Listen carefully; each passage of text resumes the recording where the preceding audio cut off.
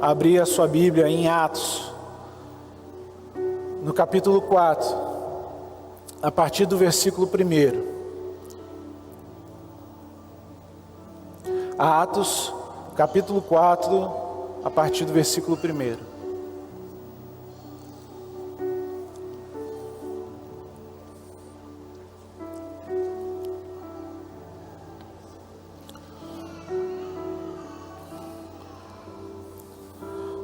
Diz assim: estando eles falando ao povo, sobrevieram os sacerdotes e o capitão do templo e os saduceus, doendo-se muito de que ensinassem o povo e anunciassem em Jesus a ressurreição dos mortos. E lançaram mão deles e encerraram na prisão até o dia seguinte, pois já era tarde.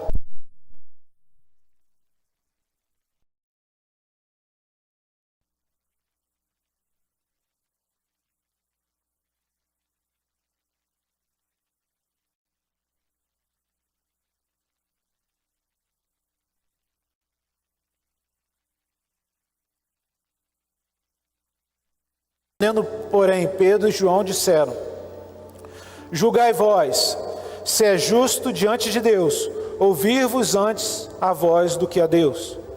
Porque não podemos deixar de falar do que temos visto e ouvido. Mais uma vez, versículo 19. Respondendo, porém, a Pedro e João, lhes disse: julgai vós, se é justo diante de Deus, ouvir-vos antes a vós do que a Deus. Versículo 20, porque não podemos deixar de falar do que temos visto e ouvido. Amém? Feche seus olhos, vamos orar ao Senhor. Pai, te louvamos, mais uma vez, te agradecemos, ó Deus, pela oportunidade que temos de estar na tua casa. Já adoramos ao Senhor, Pai, levantamos as nossas vozes, o nosso clamor ao Senhor, a nossa adoração ao Senhor. Somos gratos, ó Deus, pela oportunidade que temos, o livre acesso, ó Deus, à tua palavra, o livre acesso ao culto, Pai, nesta manhã, ó Deus, em nome de Jesus. Espírito Santo de Deus, fala aos nossos corações. Ah, Senhor Deus, como é bom, Deus, habitar na tua casa. Como é bom, Deus, ter essa liberdade, Pai, de te louvar, de te engrandecer, de falar das tuas grandezas, das tuas maravilhas. Deus, então enche-nos, ó Deus, da tua vontade, o desejo de te buscar. Enche-nos, ó Deus, de temor ao Senhor. Ó Deus, que possamos falar do teu evangelho, falar do teu amor, em qualquer tempo, Pai. Isso nós te pedimos, em nome de Jesus. Amém. Amém. Meus irmãos, esse texto acontece e relata momentos ou dias após a subida de Cristo. Quando Jesus volta para o Pai após a sua crucificação, ele tem um momento, um período de aproximadamente 40 dias com seus discípulos, após ele ressuscitar, relatando aos seus discípulos aquilo que haveria de acontecer, como eles deveriam proceder, visto que agora eles estariam sem a presença de Jesus os guiando. 40 dias Jesus ficou ali ensinando-os como proceder, mas Jesus dá uma ordem a eles.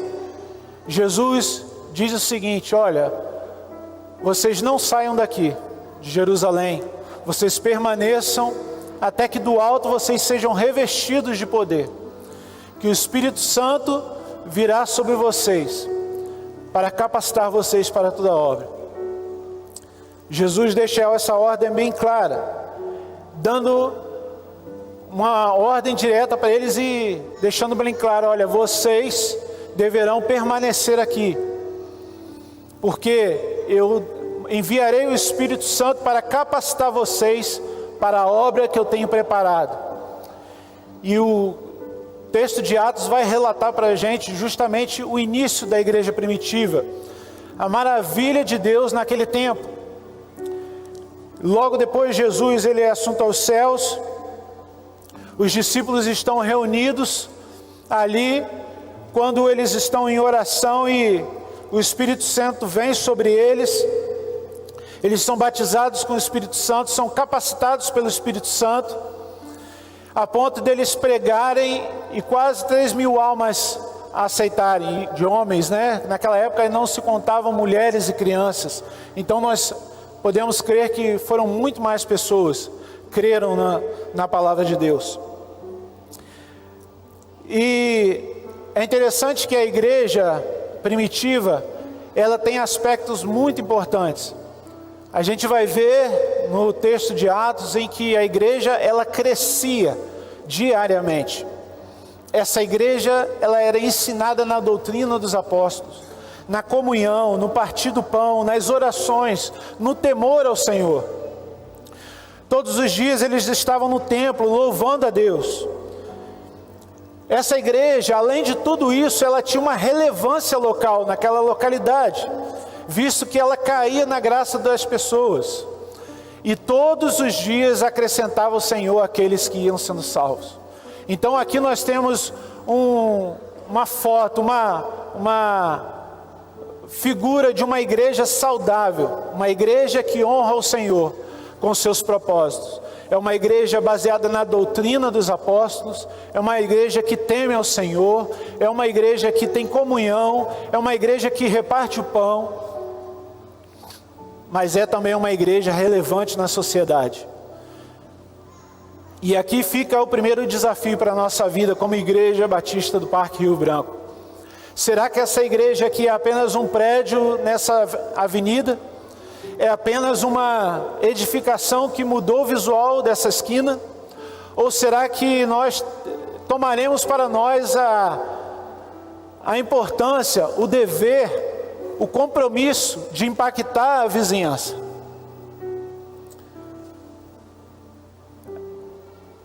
A ponto daquela igreja ser uma igreja tão relevante, que a cada dia acrescentava o Senhor aqueles que iam sendo salvos. A cada dia a igreja crescia. Fica uma reflexão para nós. Mas eu queria me atentar aqui agora a justamente a vida de Pedro. E o texto que nós lemos vai trazer uma mudança radical na vida de Pedro e João. Mas eu queria trazer o foco justamente para Pedro nesse momento. Nós temos um retrato de Pedro antes da crucificação. Quando Jesus está reunido com seus discípulos, ele está ali avisando, compartilhando que ele estaria nos seus últimos momentos. E quando ele está compartilhando isso com seus discípulos, Pedro vira para Jesus e diz: olha, Senhor, eu não vou te deixar. Eu vou com o Senhor até a morte. Jesus olha para ele e diz e fala assim: olha,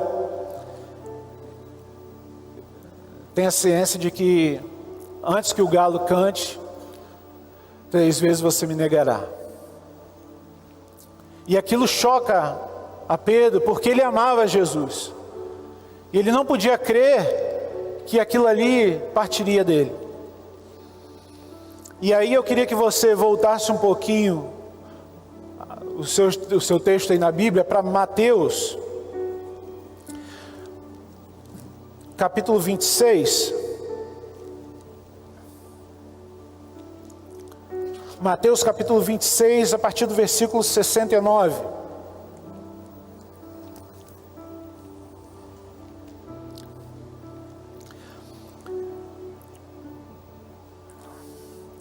Diz assim, Mateus capítulo 26, a partir do 69. Ora, Pedro estava sentado fora do pátio, e aproximando-se ele dele uma criada, disse: tu também estavas com Jesus, o Galileu. Mas ele negou diante de todos, dizendo: não sei o que você diz. E saindo para o vestíbulo, outra criada o viu e disse aos que estavam ali: este também estava com Jesus. o Nazareno. E ele negou outra vez, com juramento: não conheço tal homem. E logo depois, aproximando-se, os que ali estavam disseram a Pedro: verdadeiramente, também tu és deles, pois a tua fala te denuncia. Então começou ele a praguejar, a jurar, dizendo: não conheço esse homem. E imediatamente o galo cantou. Lembrou-se Pedro das palavras de Jesus que lhe dissera: antes que o galo cante, 3 vezes me negará. E saiu dali, chorou amargamente. Esse é o retrato de um Pedro que nega a Cristo. Um Pedro que nega a Cristo não de pessoas importantes da sociedade. Ele nega a Cristo não por pessoas influentes que poderiam trazer prejuízo à vida dele. Mas se vocês se atentarem para os versículos 69, vai dizer que a primeira negação de Pedro é diante de uma criada. Você consegue perceber isso? Você se atentou já para isso? Pela segunda vez, ele saindo do vestíbulo, uma outra criada o interroga dizendo: olha, você é um deles. E mais uma vez ele nega. E logo depois, aproximando-se, os que ali estavam também disseram: olha, não tem jeito, você é um deles, porque o jeito que você fala, você esteve com ele. E o texto diz que ele praguejou, que ele jurou, ele xingou, né?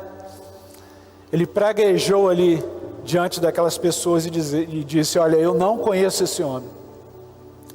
Então aqui está um retrato de uma pessoa que andou com Jesus, estava com Jesus, mas ainda não havia sido capacitada pelo Espírito Santo.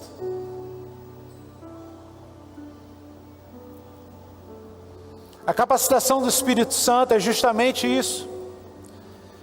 É a capacitação dada por Deus que nos dá ousadia diante das adversidades. Nós temos vivido num tempo muito difícil para a história brasileira. É lógico que se nós compararmos com o mundo afora, nós não passamos nem perto de sofrimento. E nós nem sabemos o que é sofrimento, sofrer por Cristo. Mas nós vivemos dias em que nós estamos sendo tolhidos de falar do Evangelho. Há pouco tempo atrás, se não me engano, no grupo dos pastores, eu não lembro quem foi que colocou, um projeto de lei que está para ser votado sobre importunação religiosa. O projeto visa que você não poderá mais, durante o seu dia, tentar evangelizar pessoas na rua, nas suas casas, porque você estaria infringindo uma lei, você estaria importunando a liberdade religiosa das pessoas. Olha para onde nós estamos caminhando. E aí a gente compara justamente com a vida aqui de Pedro. É justamente isso que muitas vezes nós temos sido limitados com as coisas que estão se levantando contra a igreja, para que nos impeçam de pregar o amor de Deus. Mas nós temos algo diferente hoje. Hoje nós somos capacitados pelo Espírito Santo a pregar. O texto diz que nós lemos, o texto diz que Pedro estava ali com João, chegando no templo, e ele cura um coxo de nascença. O texto diz que havia aproximadamente 40 anos que esse homem estava ali, aleijado, e ele não conseguia se locomover até ali. Eram levadas até ali a Porta Formosa, e todo dia ele estava ali pedindo esmola. E quando os discípulos chegam diante dele e falam: olha, eu não tenho ouro nem prata, mas o que eu tenho eu te dou, levanta-te. E ele é curado naquele dia ali. E não podia ser diferente. Eles são interrogados pelo Sinédrio. E atentem vocês que aqueles mesmos homens que levam eles presos, o prendem, porque já era tarde, colocam em prisões e esperam até o dia seguinte. Eu creio que na mente de Pedro deve ter passado algo que ocorrera há alguns meses atrás, aproximadamente quase 2 meses em que Jesus havia sido crucificado. Provavelmente Pedro e João se lembraram que aqueles mesmos homens haviam prendido Jesus à noite e lançado na prisão para interrogar na manhã seguinte. E eu imagino Pedro pensando que ali seria o último dia da vida dele, porque ele se lembrara de que Cristo havia sido preso e crucificado. E eu imagino como devia estar o coração de Pedro ali naquele momento. E trazendo para a nossa realidade, eu não sei como a gente se comportaria diante de uma dificuldade dessa. Imagina se você está pregando o evangelho nas ruas e de repente chegam pessoas, te prendem, te levam cativos e dizem: olha, você infringiu uma lei e provavelmente você vai ficar aqui preso, porque você estava pregando a Cristo. Agora imagina se nós corrêssemos o risco, como muitos muçulmanos têm o costume de assassinar cristãos.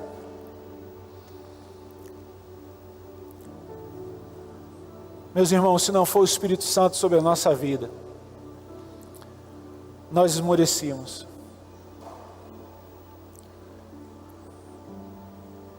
Mas graças a Deus, porque Ele nos deixou uma promessa de que enviaria Cristo. E do texto,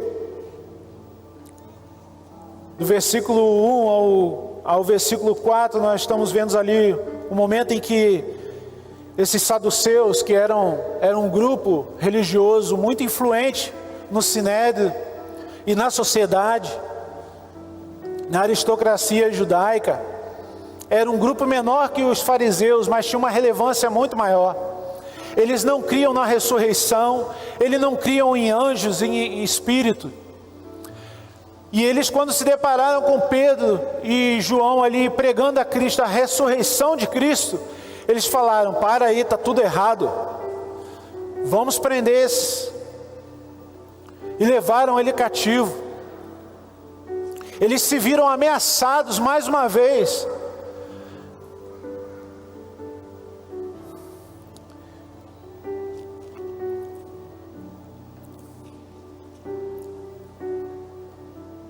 Mas o texto diz que, apesar disso, apesar de eles serem levados a presos, o texto diz que muitos, porém, dos que ouviram, creram.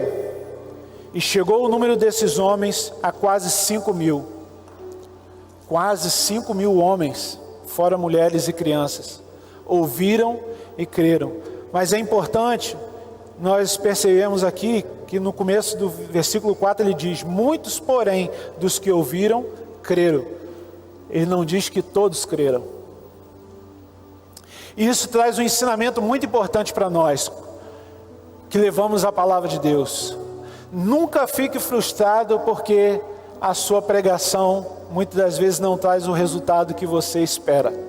Porque a capacitação para a conversão das almas não é sua, não é da sua eloquência. A capacitação quem dá é o Espírito Santo de mover os corações. É o Espírito Santo através da sua vida que vai tocar nos corações, vai abrir os olhos para as maravilhas da lei de Deus, para as promessas do Senhor, para a salvação do ser humano em Cristo Jesus, e vai fazer com que eles se rendam ao Senhor. Então não se preocupe, mas a sua obrigação é levantar a sua voz, é correr o risco, mesmo de uma sociedade que hoje nos recrimina.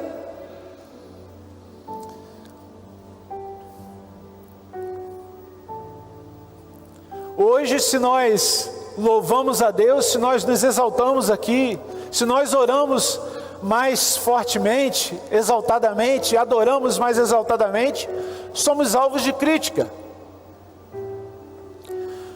Mas as pessoas que estão em estádio de futebol gritam, pulam, fazem qualquer outra coisa, bebem, estão atrás de trio elétrico, fazendo e acontecendo e não são recriminadas. Meu irmão, em qualquer lugar que você pregar a palavra, saiba que você será recriminado. Quando a palavra é pregada, ela precisa gerar confronto. Se a palavra não gerar confronto na sua vida e na vida daquelas pessoas para quem você fala, alguma coisa está errada. Quando nós pegamos a palavra de Deus para ler, primeiramente nós somos ministrados por ela. Para eu estar aqui pregando para você, você não tem ideia de quanto Deus falou a minha vida, mostrando os meus erros, dizendo que é aquilo que eu preciso melhorar, me mostrando quão relaxado eu sou diante dos apóstolos, que deram sua vida pelo Evangelho, que estavam sujeitos à morte todos os dias. Então a Bíblia, ela precisa gerar um impacto na sua vida, um confronto diário. Não espere que você vá levantar a sua voz diante da sociedade e eles vão receber de bom grado. Muitos creram, mas nem todos creram. A responsabilidade sua é de pregar, é de proclamar a Cristo.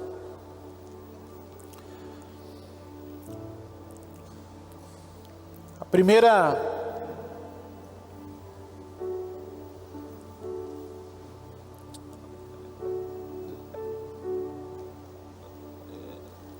primeira coisa que nós podemos perceber aqui na vida de Pedro é que mesmo diante das adversidades, mesmo diante da morte, mesmo que as adversidades se levantem contra nós, não importava para ele perder a vida, não importava para ele ser preso, ser açoitado, ser envergonhado. Mesmo diante das adversidades, eles proclamaram a Cristo. Segundo ponto é a capacidade intelectual. Mas muitas pessoas podem dizer assim: olha, pastor, mas eu não sou capacitado, eu não tenho nem primeira série, eu não tenho nem doutorado, eu não tenho faculdade, eu não tenho ensino médio, eu não tenho fundamental, eu fui criado simples, eu não tive a oportunidade de estudar porque eu tinha que alimentar meus filhos, eu tinha que ajudar meus pais. É interessante que o texto também vai dar essa lição para nós. No versículo, a partir do versículo 13, diz assim: então eles, vendo a ousadia de Pedro e João, e informados que eram homens sem letra, e indoutos, se maravilharam, e tinham conhecimento de que eles haviam estado com Jesus.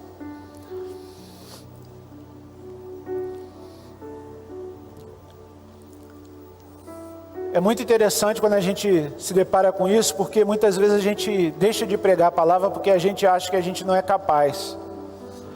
A gente acha que porque muitas vezes a gente não estudou, a gente não fez um seminário, né, pastor? A gente não tem capacidade para pregar o Evangelho. Tudo bem que os discípulos tiveram o melhor seminário, né? Estar com Jesus ali 3 anos.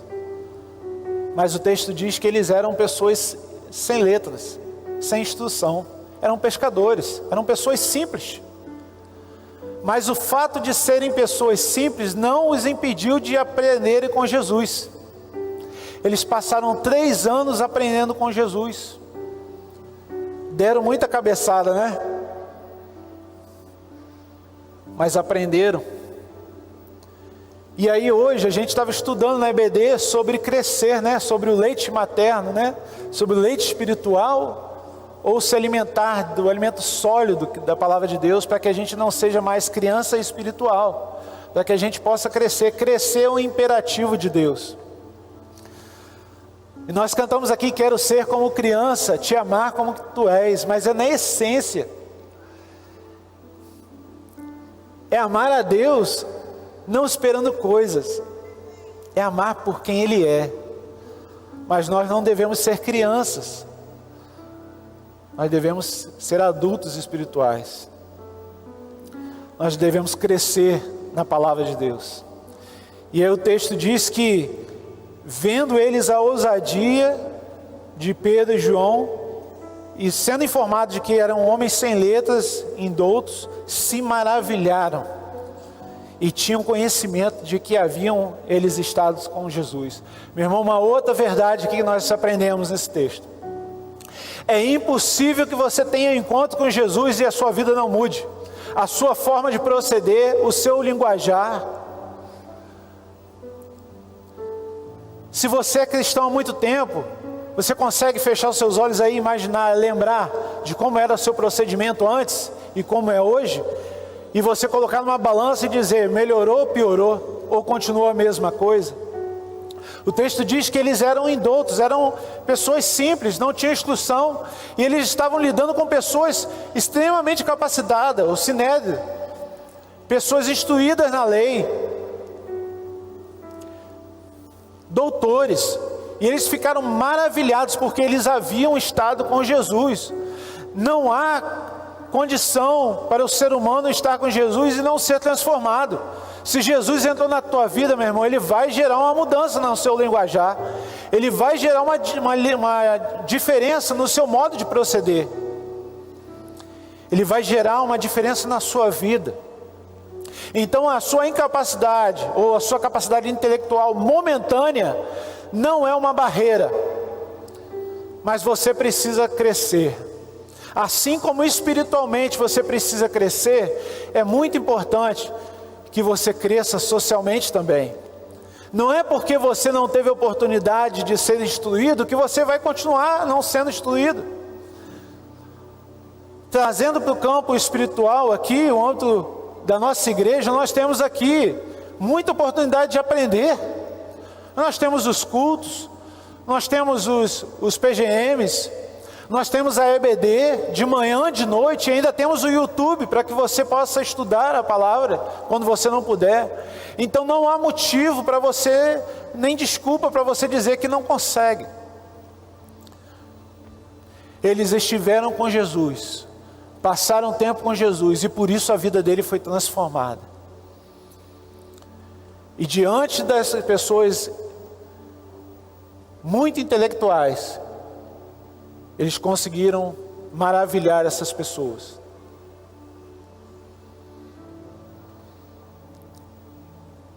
Mas também eles foram fiéis, mesmo diante das ameaças. Versículo 18 a 21 diz assim, um pouquinho antes, vamos ler a partir do 14, diz: e vendo estar com eles um homem que fora curado, nada tinham a dizer ao contrário.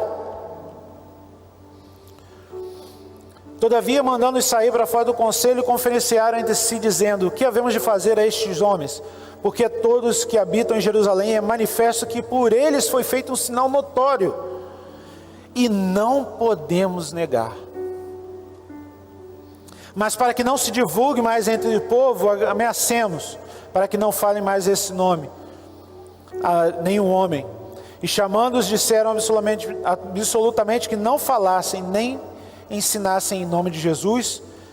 Respondendo, porém, Pedro e João disse: julgai vós, se é justo diante de Deus, ouvir vocês ou ouvir a Deus, porque não podemos deixar de falar do que temos visto e ouvido.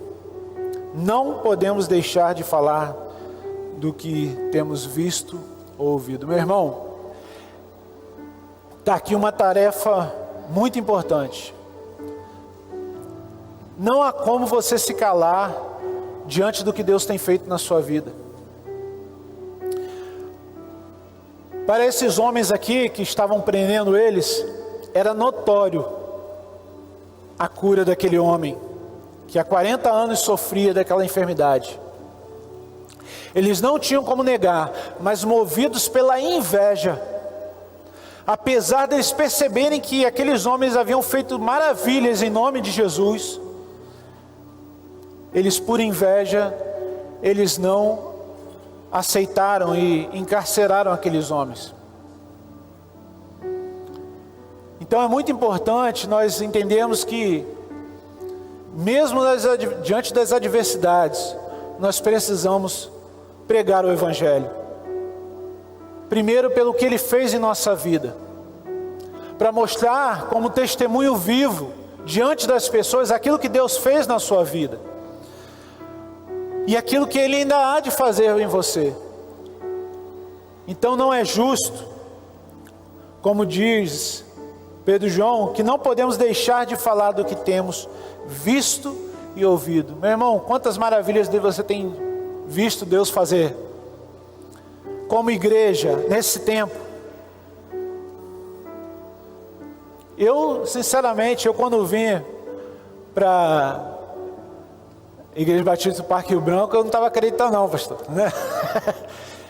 Eu lembro que a gente saiu, né, da outra igreja lá, e como eu moro aqui, morava, né, uma rua depois do templo ali, antigo, falei, nós estamos pertinho de casa, né, vamos ficar aqui e tal, e a gente começou a frequentar ali, e aí descobrimos, né, a gente viu a igreja começando, né, a gente passava ali, eu moro aqui há muito tempo, né, no bairro, há mais de 15 anos, e nós vimos o começo da igreja, e minha esposa falou, olha, está crescendo uma igreja aqui.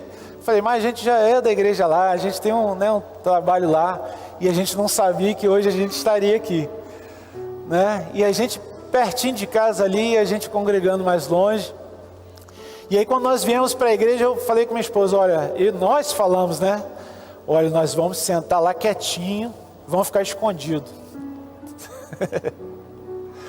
Nós vamos ficar escondidos porque a gente está precisando descansar. Ai, meus irmãos, hoje eu estava compartilhando, é impossível a gente descansar. Quando nós amamos o Senhor, não há barreiras que fazem a gente ficar, né, envolvido com o ministério. Deus coloca no nosso coração um desejo de fazer a obra dele, e é justamente isso que os discípulos estavam fazendo. Eles não conseguiam se calar, porque é impossível para eles, diante do que eles viram, do que eles ouviram, ficarem inertes ali, sem fazer nada, sem dar uma resposta. E quando eu olho para a minha vida, minha esposa, tudo que nós conquistamos, né, eu costumo falar que eu casei com R$2.000 na conta e minha esposa com 4. E a gente não tinha nem onde morar. E acho que com 3 meses a gente marcou o casamento, começamos a namorar, marcamos o casamento, né? E casamos.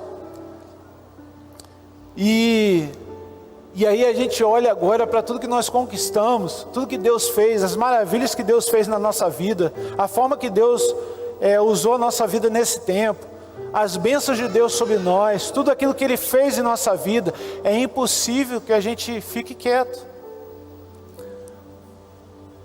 mesmo diante das adversidades. A vida cristã, ela não é uma vida de mar de rosas, não, como muitas igrejas pregam. É uma vida, sim, com suas dificuldades, a exemplo dos apóstolos, do próprio Jesus, dos mártires da igreja, a história da igreja. Não é justo que nós fiquemos calados diante das adversidades. A partir do versículo 23, a gente vai ver uma outra coisa interessante.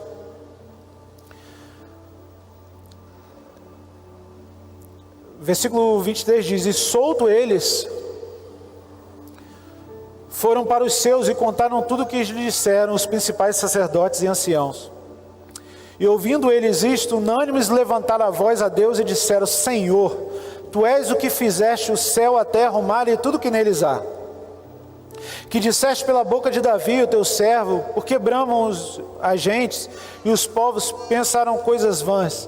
Levantaram-se os reis da terra e os príncipes se ajuntaram a uma contra o Senhor e contra o seu ungido. Porque verdadeiramente contra o teu santo filho Jesus, que tu ungiste, se ajuntaram, não só Herodes, mas Pôncio Pilatos, com os gentios e os povos de Israel, para fazerem tudo que a tua mão e o teu conselho tinham anteriormente determinado que se havia de acontecer. Meu irmão, tudo isso tinha sido determinado por Deus. Era plano de Deus. Que eles fossem Jesus fosse morto, que Jesus padecesse por nós, E Deus já sabia de tudo isso. Era plano dele. E não é diferente com a nossa vida. Deus está no plano da nossa vida também. É Ele quem governa a nossa vida. Ele sabe das suas dificuldades, das suas adversidades no dia a dia. Mas é interessante nesse versículo que, apesar das aflições, a gente pode perceber uma igreja que se mantém unida apesar das adversidades. O texto diz que logo após eles serem assolados e soltos, porque eles viram que não tinha como mesmo prender, o texto diz que eles voltaram diante da sua congregação com as mãos levantadas ao céu, adorando a Deus e dizendo: Senhor, obrigado. Obrigado porque nós estamos padecendo pelo Teu nome. E eles conseguem, diante da comunidade, perceber as maravilhas de Deus, a ousadia que Deus dá à sua igreja nesse tempo, através do Espírito Santo, capacitando a igreja de pregar o Evangelho. E eles conseguem perceber que agora eles não mais estão aterrorizados, escondidos, mas agora o Espírito Santo os capacita para eles enfrentarem, proclamarem, ainda que a sua vida esteja em risco. E a gente pode perceber que, como igreja, como corpo, mesmo diante das tribulações, eles permanecem unidos. Trazendo para o nosso contexto, quantas pessoas passam por adversidades e a primeira coisa que fazem é o quê? Abrir mão do corpo. Na primeira adversidade, eles deixam de congregar. Na primeira dificuldade que eles têm, eles deixam de estar juntos. Eles deixam de compartilhar a sua dificuldade. No momento em que nós precisaríamos muito mais da igreja, é justamente o momento que muitas das vezes nós abrimos mão dela. Nós vemos aqui que era uma igreja unida. Capítulos antes, nós vamos ver que eles cresciam em tudo, na doutrina, na comunhão, no partir do pão, nas orações, no fervor, no temor. Sinais e maravilhas.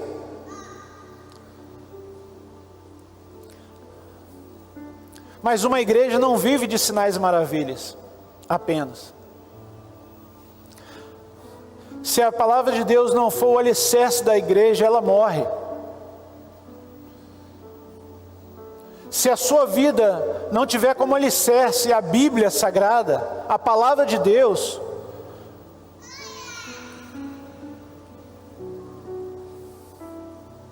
você está pendendo ao fracasso. Mesmo diante das adversidades, esta igreja permaneceu unida, entendendo que aquele que estava diante deles ali era o próprio Jesus. O Espírito Santo os capacitando nos momentos de tribulação.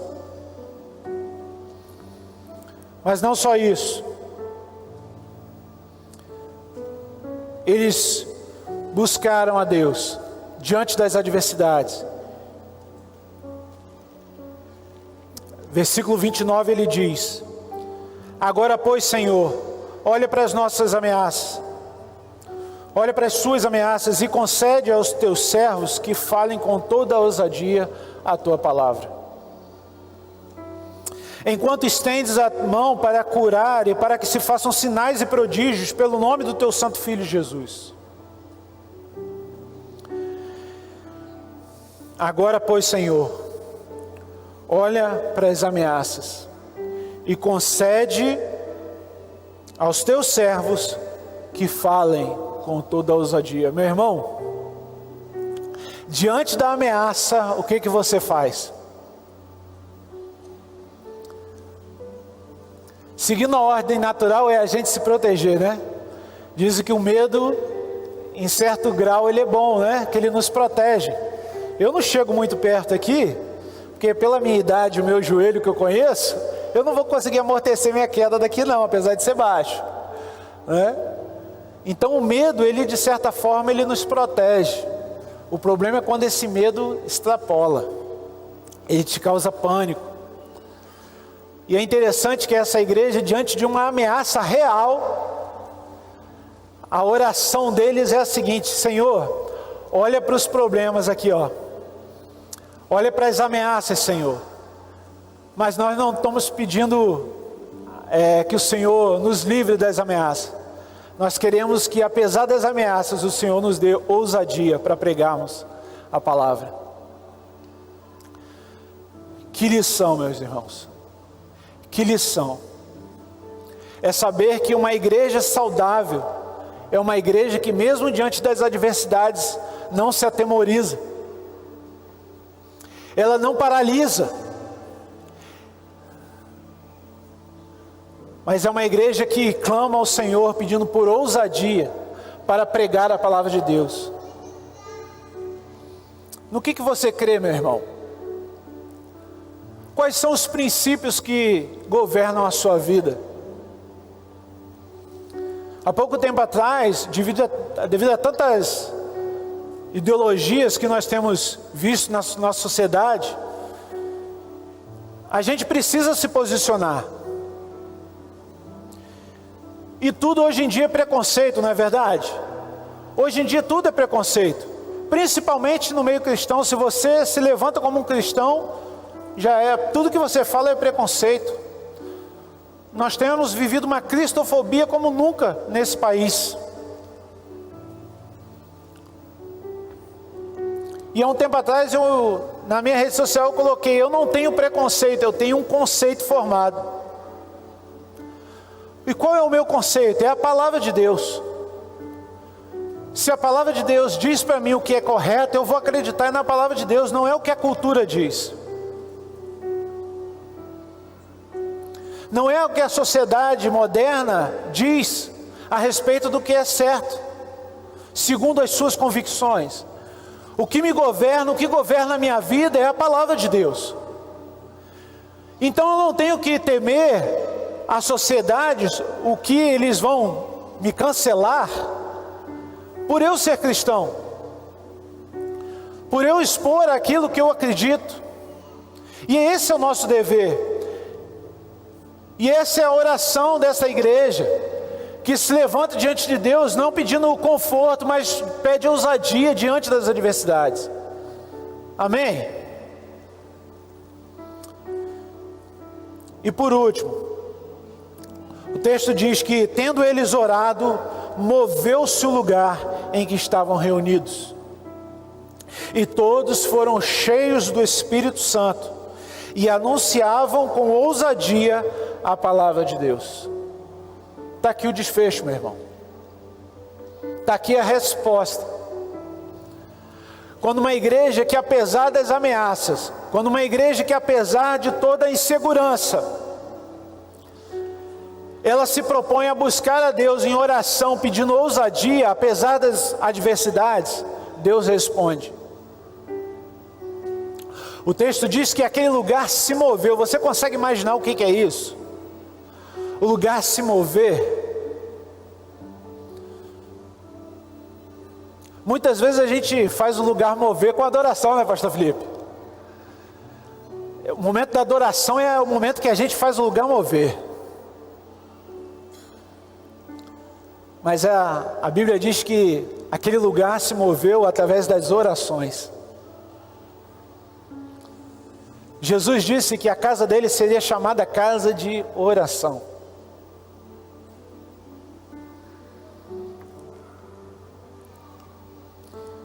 E aí, quando a gente vê que Deus respondeu àquela igreja no momento da maior dificuldade, a ponto daquele lugar se mover, e eles foram cheios do Espírito Santo, a gente pode entender que o caminho é esse. Então, com nós como igreja, nesse tempo, que a gente possa não se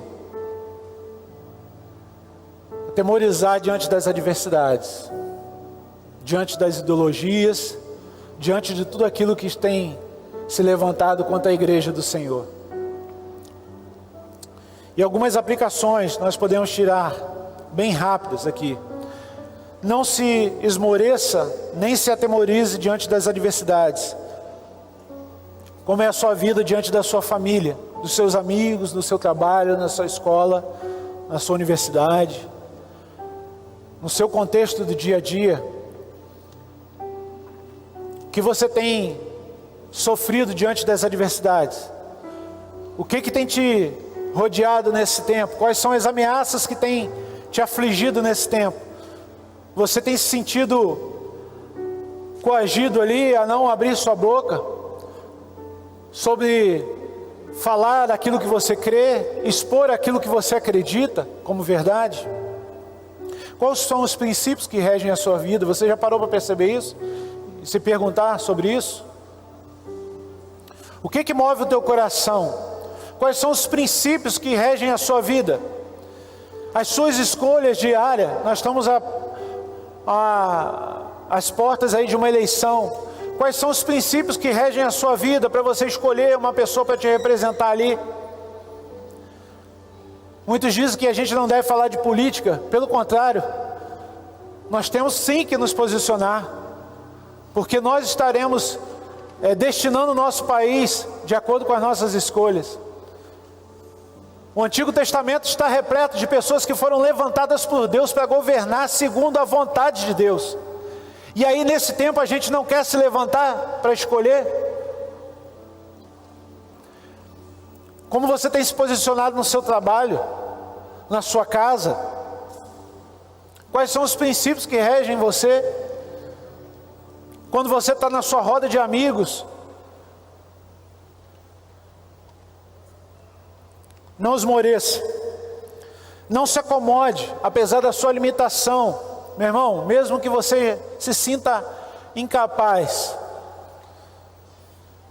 como nós aprendemos na lição passada, crescer é imperativo de Deus, meu irmão. Então cresça para a honra e glória dele, amém? Você precisa crescer. Glória a Deus por essa igreja, que nos dá a oportunidade de crescer. Você tem a oportunidade de crescer, mas não só na vida espiritual, na sua vida intelectual também.